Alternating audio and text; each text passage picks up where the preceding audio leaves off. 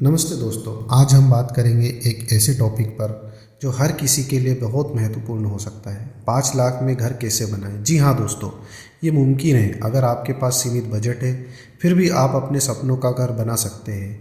हम आपको step by step बताएंगे कि आप 5 लाख रुपए में घर कैसे बना सकते हैं।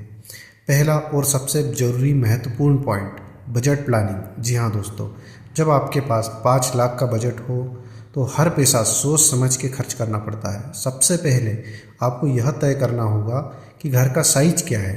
एक सिंगल रूम का भी घर होता है या 2 BHK का भी हो सकता है। हर चीज़ की लागत की गणना करनी होगी हमें। नींव से लेके दीवारों से लेके छत और इंटीरियर आपको एक रफ एस्टीमेट बनाना होगा और उसी हिसाब से काम करना होगा। सबसे पहला काम जो दोस्तों हमें करना होगा घर बनाने के लिए, सबसे पहले हमें भूमि खरीदनी होगी। यदि आपके पास पहले से यदि ज़मीन हो तो बहुत अच्छी बात है, इसमें आपकी अतिरिक्त लागत नहीं लगेगी।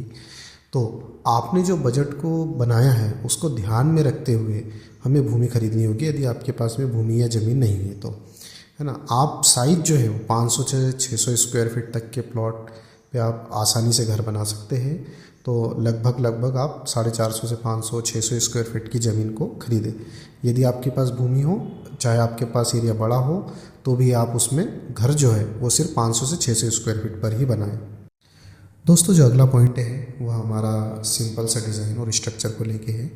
घर का जो डिज़ाइन है वो सिंपल और कॉम्पैक्ट होना चाहिए। जितना सिंपल डिज़ाइन होगा आपका उतना कम पैसा खर्च होगा घर के अंदर, और जितना आप जटिल बनाएंगे चीज़ों को उतना ही ज़्यादा पैसा लगेगा। एलिवेशन जो है वो आपको सिंपल सा रखना है ताकि आपकी लागत कम आए। आप जो हाउस प्लान जो है डिज़ाइनर या किसी इंजीनियर से लेंगे या तो किसी दूसरे का भी घर देखेंगे, तो आपको एक सिंपल सा घर का डिज़ाइन रखना है जिसमें आपके रूम हो, किचन हो, ड्राइंग रूम हो, है ना, और पार्किंग हो, लेट बाथ हो, बालकनी हो, इस तरीके का।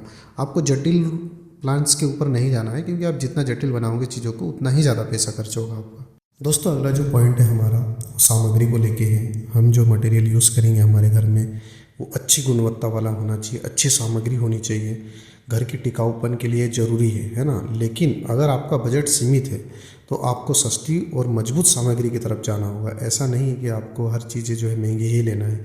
आपको चीज़ अच्छी लेना है और कम रेट में लेना है, ऐसा देखना आपको ज़रूरी है, क्योंकि हमारा बजट जो है वो सीमित है घर के लिए, है ना। उदाहरण के लिए आप कंक्रीट ब्लॉक का इस्तेमाल कर सकते हैं, फ्लाई या सीटों का इस्तेमाल कर सकते हैं, है ना। ये क्या होता है, आपको ईज़िली 5.5 से 6 रुपये पर ईंट जो है मिल जाती है फ्लाइस की, और बहुत ही अच्छी स्ट्रेंथ की होती है ईंट है। आपको ऐसा नहीं कि आपको रेड ब्रिक के ऊपर जाना हो। रेड ब्रिक आपको मार्केट में जस्ट डबल रेट में मिलेगी, क्योंकि उनकी बनवाई की जो लागत होती है वो अधिक होती है। आप फ्लाइस ब्रिक का इस्तेमाल कीजिए, बस उसमें आप DPC वगैरह का ध्यान रखिए और प्रॉपर क्यूरिंग कीजिए, आपको बहुत अच्छी स्ट्रेंथ मिलेगी। आपको कोई उसमें कमी महसूस नहीं होगी उन ईंटों के अंदर भी, है ना। फ़र्श के लिए आपको टाइल्स के बजाय सीमेंट के फ़र्श का इस्तेमाल कर सकते हैं। यदि आपको टाइल्स ही लगाना है तो आप टाइल भी लगा सकते हैं। नैनो टाइल्स लीजिए, अच्छी क्वालिटी की आती है नैनो टाइल्स, अच्छी कंपनी की। आपको इजीली 30 रुपये पर स्क्वायर फीट के हिसाब से ये टाइल्स मार्केट में अवेलेबल हो जाएगी, है ना। विट्रीफाइड टाइल्स लगा सकते हैं, है ना। ये काफ़ी सस्ते होते हैं, अच्छी गुणवत्ता के मटेरियल ये। जो डोर विंडो होते हैं दोस्तों, वहाँ पे आप सागवान की चौखट वगैरह को चूज़ ना करें। वहाँ पे आप MSK या GI सेक्शंस के देवास सेक्शन यूज़ करें। ये आपको इजीली 1400 से 1500 रुपये या 1800 रुपये के समथिंग में मिल जाते हैं गेज के हिसाब से। तो आप 14 गेज का यूज़ कर लीजिए, वो बहुत अच्छी क्वालिटी का होता है और बहुत ही लॉन्ग लाइफ होता है ना। इसमें आप इजीली 50 से 60 हज़ार रुपये बचा लेंगे अगर चौखट का ही कंपेरिजन करें देवास सेक्शन और आपके सागवान में, है ना। और इसी तरीके से आप वुडन की विंडो ग्रिल न लगवा के आप वहाँ पर भी MS की ही ग्रिल लगवाइए राउंड बार में। बहुत ही सुंदर दिखती है, डिज़ाइन है और बहुत ही लॉन्ग लाइफ होती है दोस्तों। आप एक बार उस पर प्राइमर कर दीजिए, पेंट कर दीजिए, और रस्ट भी जो है आपको बहुत ही नॉमिनल लगेगा, और वो भी आप इजीली 6 से 7 साल में रीपेंट कराएंगे तो भी बहुत ही लंबी उम्र है उस चीज़ की।